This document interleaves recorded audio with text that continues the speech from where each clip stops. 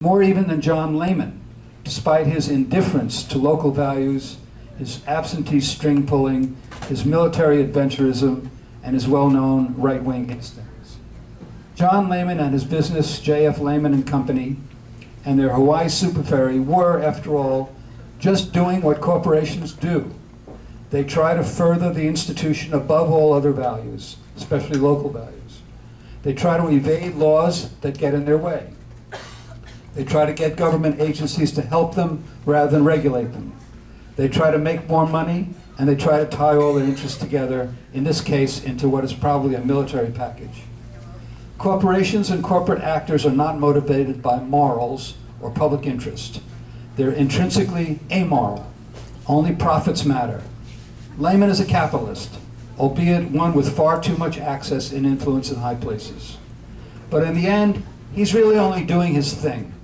He did what he was supposed to do, though he should never have had the opportunities in the first place. Linda Lingle, by contrast, didn't have to turn out this way. Government officials are not inherently motivated to put corporate profits first. She's an elected public official. We put our trust in public officials, though they often later turn against us. Her early years showed signs of an intelligence and progressive spirit that promised better things for her and our future. We have never met her, yet it is clear enough to us that she abandoned her concern for the public because of a combination of her growing right-wing Republican ideology, that business growth is far more important than democratic process, environmental sustainability, or anything else, and because of raging personal ambition. For Lingle, the SuperFerry's advent coincided with her first years in office. It presented her with an unusual opportunity to quickly expand her Washington, D.C. connections and options, especially with powerful Republicans. She had already obsequiously called President Bush the greatest president ever. And suddenly, a stupendously lucky break floated into her lap, a close business and personal relationship with John F. Lehman. A key figure in the John McCain campaign, and close to many other very prominent figures in Washington, Lehman was the perfect insider for whom Lingle could now do big favors. It meant a lot more for her future than making the people of the outer islands happy. And aside from the campaign donations she received from the company, as mentioned earlier, she was suddenly front and center with John McCain, even introducing his running mate Sarah Palin at the 2008 Republican National Convention. Was it any accident she was called on to sing the vice presidential candidate's praises in the national media? In fact, one wonders how close Lingle herself may have gotten to actually beating out Palin for the nomination. Lingle's experience and story are almost identical. A few years as governor of a discontiguous state, after several terms as a feisty small-town mayor of Maui. Though Palin's Miss America allure might have been the final determining factor. One can now anticipate that Lingle will achieve a high position in a McCain administration, if he wins, which he didn't. And in any case, that we'll soon see much more of her on the national stage. Unless, that is, we can all somehow manage to broadcast as widely as possible the concealed aspects of the Hawaii SuperFerry story, how it would use as a stepping stone in her career at the expense of her constituents, economic sustainability, the authority of the state Supreme Court, and the whales and myriad other creatures. So that's our final political message. Now just quickly, I'm just going to read from the table of contents before we turn it over to you, to just tell you what's in here, just so you have a picture of the whole book. We write the first two chapters, setting the stage for all the aspects of this story. And we also go into Hawaii's importance in the national scene that's been largely unrecognized. Of course, now with Barack Obama, it may get a little more recognized, but largely it tends to be ignored.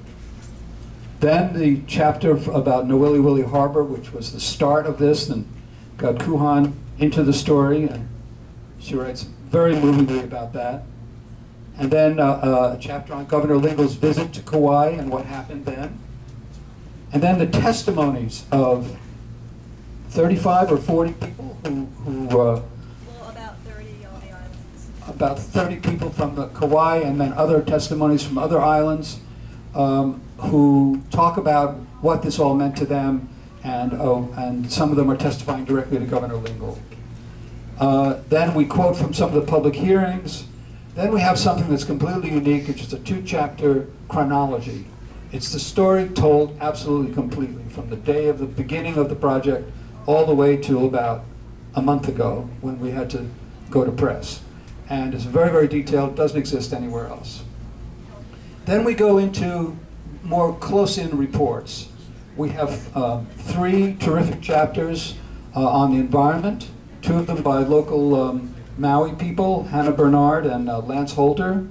Hannah writes about the whales, and we have another article on whales, and then Lance Holter writes more broadly on the environmental impacts, particularly transmission of endangered species and so on.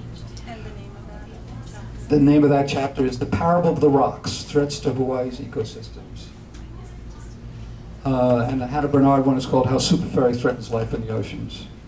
Then we have 2 chapters on the legal situation, which is a detailed report on all the legal cases that have been taken up, and the prospects for them.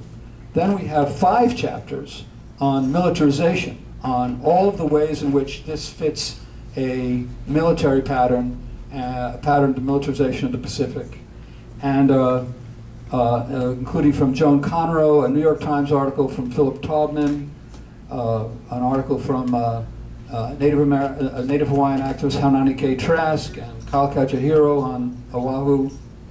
And then finally, there's an interview with the workers from Austell, which is the company that is manufacturing the SuperFerry, that was run on public radio in Kauai, KKCR, which is a very disturbing kind of interview where the workers are basically saying, this boat may not be really safe. And so we just quote them in that context. So that's sort of a picture of the whole thing, and then we wrap it up at the end with a commentary about ferries, which is a little section called Do We Hate Ferries?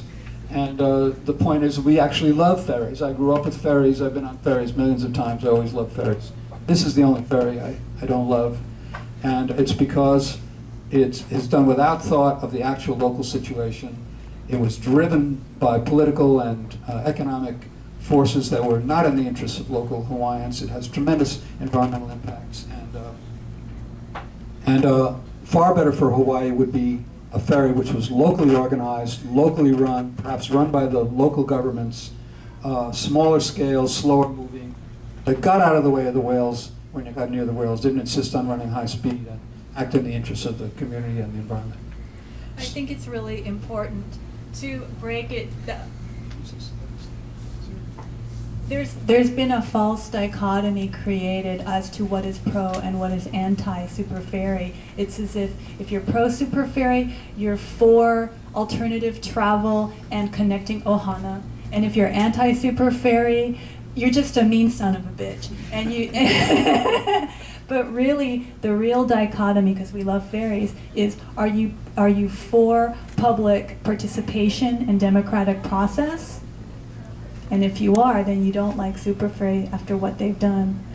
Or are you just for business at all costs, big business, corporate business, not small business? It doesn't serve small business as much as it serves large corporate interests 5,000 miles away. So that's the real dichotomy, and I hope that we can make it clear throughout the archipelago that that's the real conflict there. Are you for or against democratic process? So we have a few more minutes for questions or comments. Would anyone like to ask a question at this point before we